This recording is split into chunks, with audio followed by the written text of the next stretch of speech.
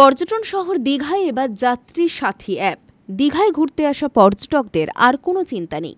বাড়তি ভাড়ার জুলুমবাজি ও দীঘার বিভিন্ন পর্যটন এলাকা ঘুরতে যাওয়ার আর কোনো সমস্যা নেই। এবার হাতের মুঠোয় যাত্রী সাথী এক ক্লিকেই পৌঁছে যাবে গাড়ি। যাত্রী সাথী দেশের মধ্যে সরকারি উদ্যোগে তৈরি হওয়া প্রথম মোবাইল অ্যাপ। দিনে রাতে যখন খুশি যাত্রী সাথীর পরিষেবা মেলে। এই অ্যাপে এবার সরকারি বাসের তথ্য মিললে অনেক উপকার হবে যাত্রীদের। দীঘা এলাকায় 5টি বিশেষ মোটর বাইক থাকবে মনিটরিং করার জন্য। পূর্ব মেদিনীপুর জেলা পুলিশ সুপার সৌম্যদীপ ভট্টাচার্য জানিয়েছেন, দীঘায় জগন্নাথ মন্দির উদ্বোধনের পর দীঘায় পর্যটকদের সংখ্যা বেড়েছে। তাই যানজট নিয়ন্ত্রণ রাখার জন্যই এই যাত্রী সাথী অ্যাপের উদ্বোধন।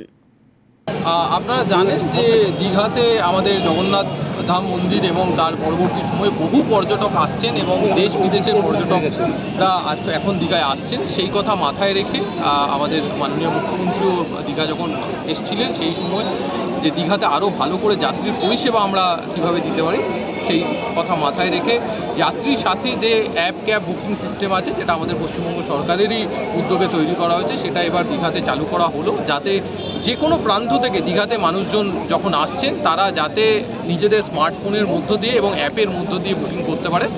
আপনারা দেখলেন যে আজকে আমরা নিজেরাই প্রথম বুকিং করে একটা সিস্টেম টেস্ট করে দেখলাম এবং সুন্দর করে সেই বুকিং করা যাচ্ছে।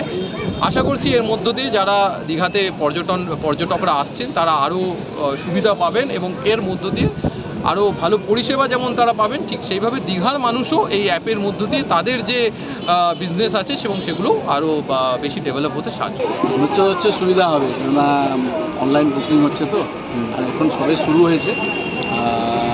আপনার কলকাতা বুকিংটা হচ্ছে এখন শর্ট ইয়েগুলো বুকিং হয়নি, আজকে উদ্বোধন হয়েছে, অল্প চালু হবে। এইভাবে কতগুলি অ্যাপ এর মধ্যে ইনক্লুড হচ্ছে ইতিমধ্যে? আপনার ক্যাব চলে কতগুলো দীঘা টুতে?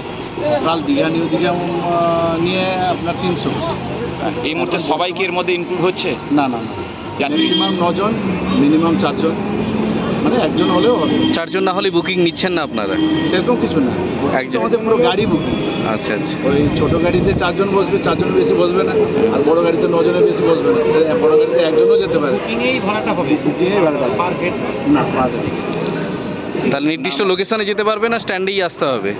নির্দিষ্ট লোকেশনেই যাবে, যে লোকেশনে বুকিং হবে সেই লোকেশনে। দীঘা এরিয়ার মধ্যে হতে হবে। সাইট সিন যান আপনার, তার ক্ষেত্রে কত সময় দেবেন?